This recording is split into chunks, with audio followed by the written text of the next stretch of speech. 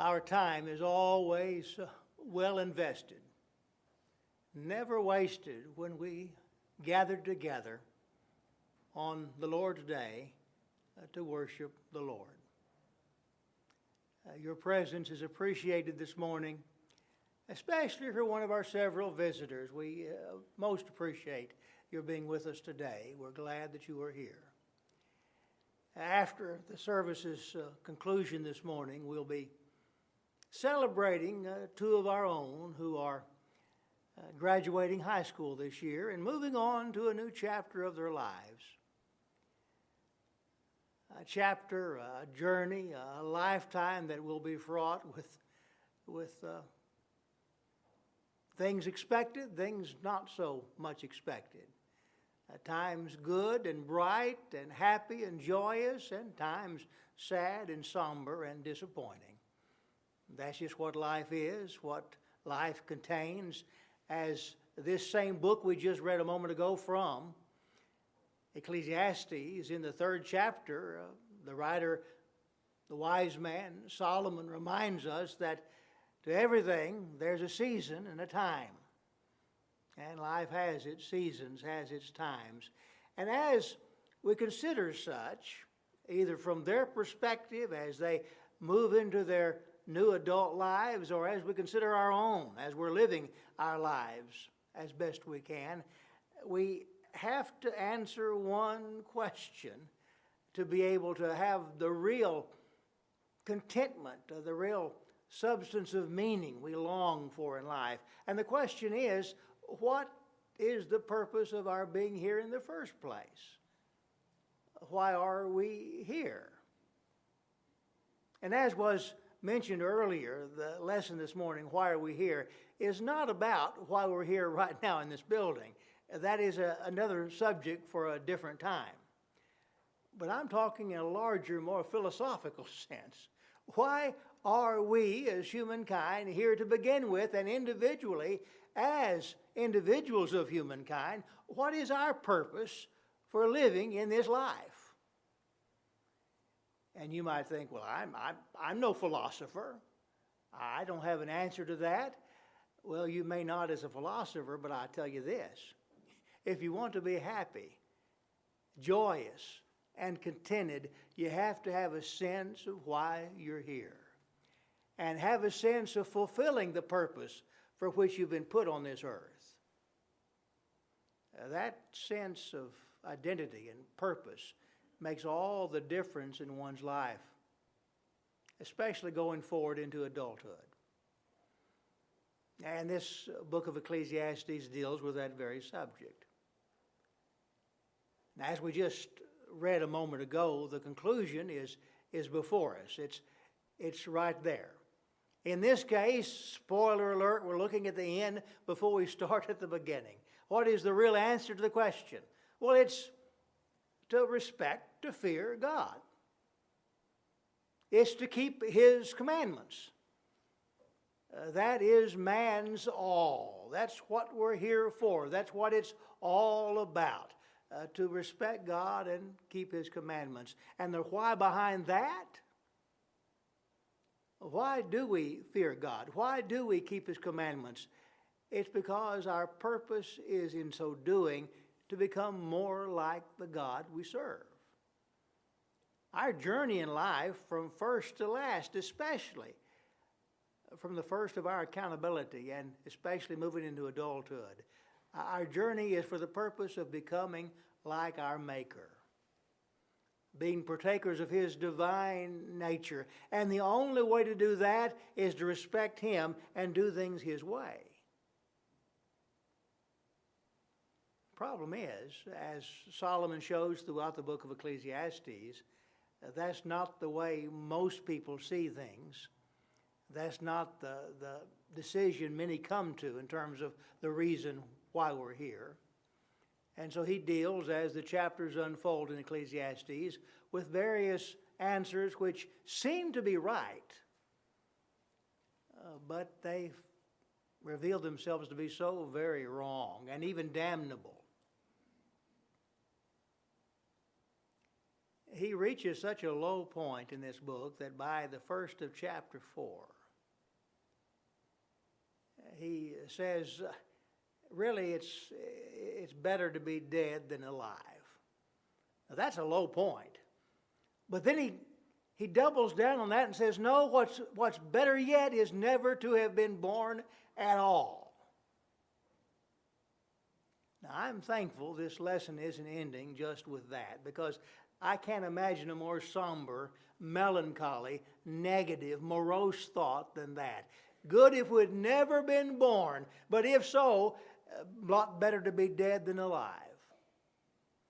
But the reason he's saying that is because he's considering these false narratives of life, these wrong ideas about what life's about.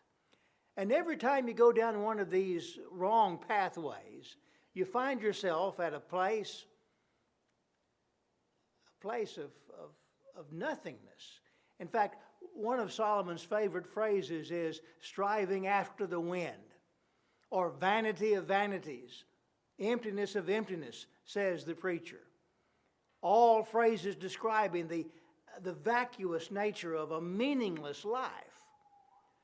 Well, if you haven't got the right purpose for your life, if you haven't got a right reason to be here, that's what life seems to be like the further you get into it.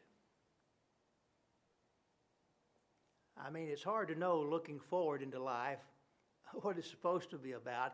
It's a lot easier looking back on a life as to what it should have been about. I've talked to many in the last days and sometimes hours and moments of life, and never had anybody tell me, you know what, I wish in my lifetime I really, above everything else, I really wish that I had made more money. Haven't heard that once. Or you know what, I wish in my life that I had done more. I had had more pleasure in my life. I have never heard that. Or I wish I'd read more books and I knew more. I never have heard that. In fact, what I have heard is I wish that I had a stronger spiritual life. I wish that I were closer to the Lord. I wish my relationship with my Savior were better. I wish I'd built that bridge instead of burning it by these wrong choices. Well, those wrong choices are the very things that Solomon is considering in this book before he gets to that wonderful, grand conclusion of respecting God and doing things His way, fearing God and keeping His commandments. He talks about wisdom in chapter 1. Worldly wisdom, understanding the way the world works. And you'd think, without thinking it through, that that's a wonderful way to live life, trying to amass an understanding, not just of knowledge of facts, but of understanding how those facts work together as puzzle pieces to make the completed puzzle, to understand then what everything is about, how everything works together. The problem with that is the fact that we can't know it all. God does, we never will. He begins this book in chapter 1 by using the image of the system of water, evaporation, and going back into the clouds from the seas. Many rivers, all the rivers run into the sea, and yet the sea isn't full. We say after all these centuries, well, we figured that out. We know how that works.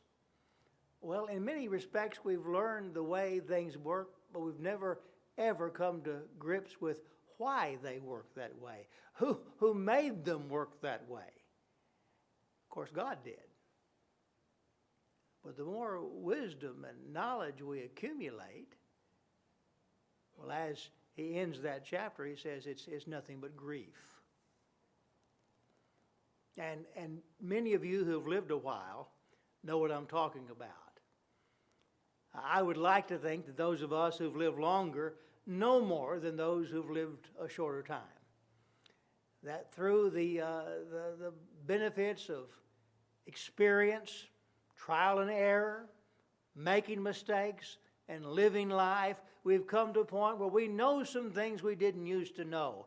We have a comprehension of things we didn't used to understand. And yet, the problem with that is that the minute you've got some answers, nobody really wants to hear the answers from you. They want to figure it out themselves. The minute you try to share your wisdom with somebody else, no, that's not the way it is. That's not what I think. But then even if they do listen, the problem is the more you tend to understand, the more questions that come from that understanding that you can't answer. God has given us a built-in governor, as it will, to the capacity of our understanding. There are matters beyond the capacity of our thought. I'll just be frank with you. Some things you'll never know.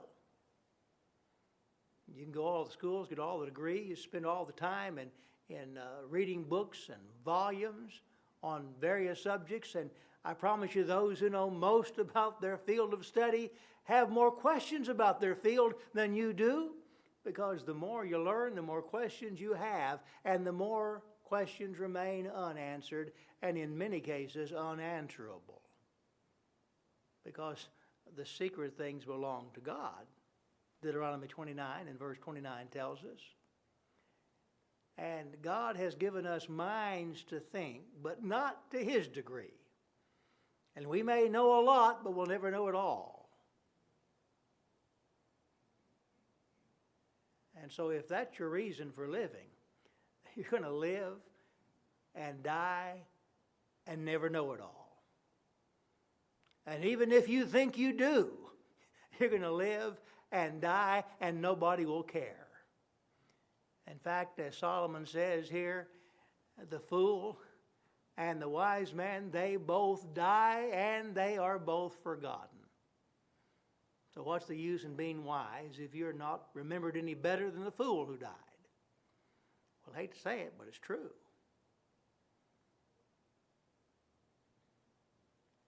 But then in chapter 2, he moves into a different subject. He talks about pleasure and mirth and song. And if anybody had access to this, it's Solomon.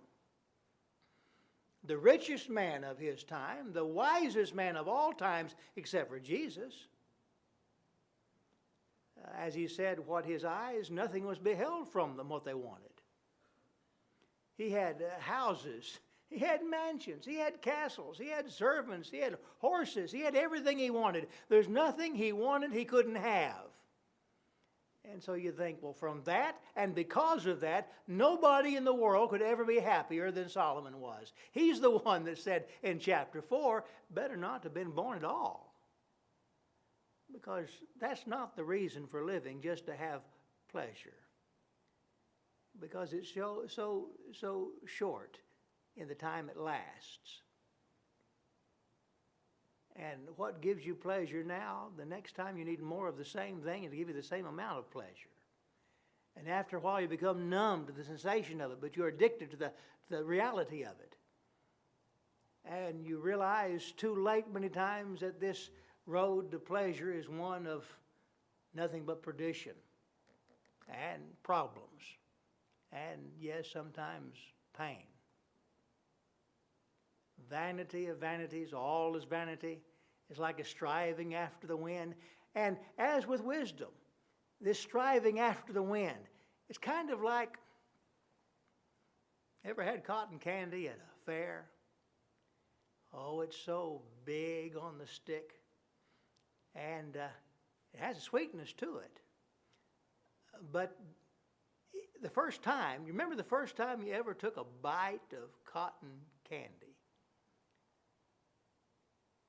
And you had that stick there and a big old, you take one bite and where'd the bite go? The moment you take it, it's not there. I'll have another one. It's not there. It's sweet. Oh, how sweet it is.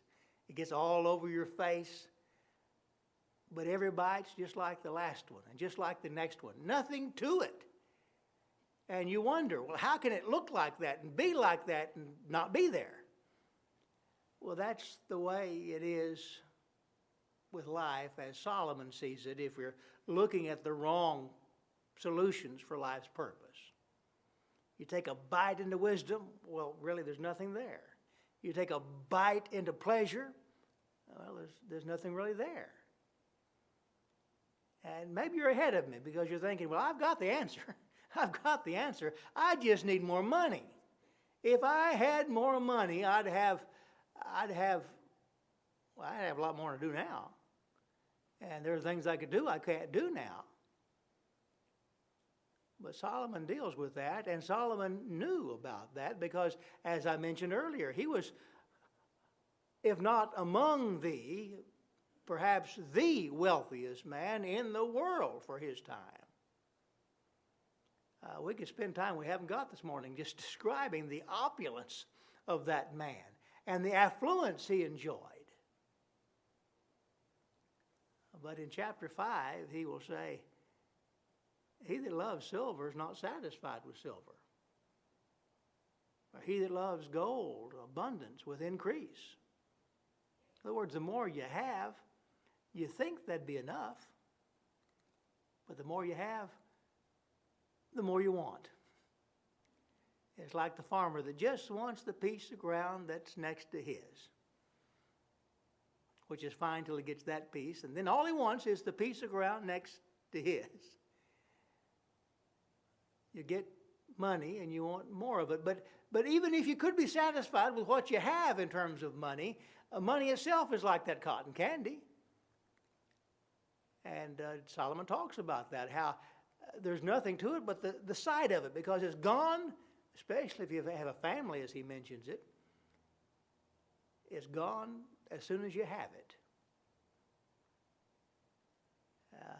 Remember that first check you got as an employee somewhere, and you looked on the line there and saw, well, a lot of it's not even getting to my check. And then you take that check and you start doing things with it, and you realize there's not as much check as there is stuff that you want to do. And you add the family responsibilities of a place to live and food to eat and insurance to have and things you need to have to survive, and you realize, I've got more life and I have money. There's always a place for it to go, and as someone wise told me years ago, it was a fairly wealthy person that told me this. He said, all of us are poor in our own income bracket. And there's a truth to that. Even money itself is like cotton candy. And so when all is said and done, what does matter? Well, I promise you, like we've mentioned, if you live a life based on nothing but accumulation of money, or a life lived upon nothing but I want this and I want this pleasure and I'll have it now, or if you live a life in accumulating knowledge and wisdom and nothing more than that, if that's what life is about, you're ending up like Solomon says. It's really better to be dead than alive, and best yet, not to have been born at all. But then Solomon brings us to the wonderful grand conclusion. All those things aren't what life's about. Not at all. And he wants this information to be known by young people. He doesn't want us to learn this the hard way after a life lived wrong. He wants us to learn this early so to live a life spent well. And so this last chapter starts with the words, remember now your Creator in the days of your youth, while the evil days come not. Before you get old and infirm and incapable of doing things for the Lord you could have done. But whether you learn it early or late. And I remember Brother G.C. Goodpasture making the remark one time that it's possible for one to save his soul having lost his life. And what he meant by that was the fact that you can live your life for the devil and you can turn to the Lord and be saved. You can save your soul, but all the life has still been lost. All those years wasted.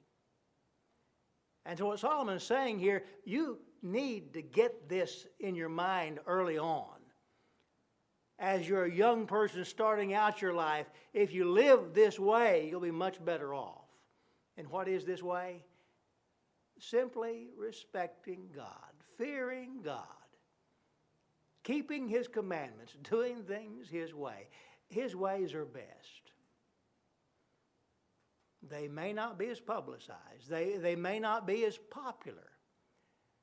They may not be as much in the news. But God's ways are best. You just ask a seasoned, older person, are God's ways best? Ask an older Christian who's lived a life of service to the Lord, are God's ways best?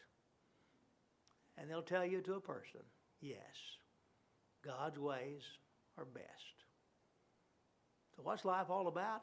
Let's become as much like God as we can by respecting Him and doing things His way, living according to His Word.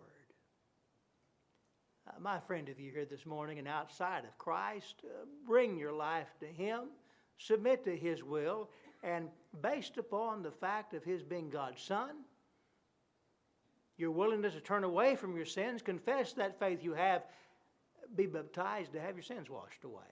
That's a wonderful way to start a journey of life in the right direction. Or perhaps as a child of God, you've strayed away and you need to come back. What better time than now to do so, if you need to, and come as together we stand and sing.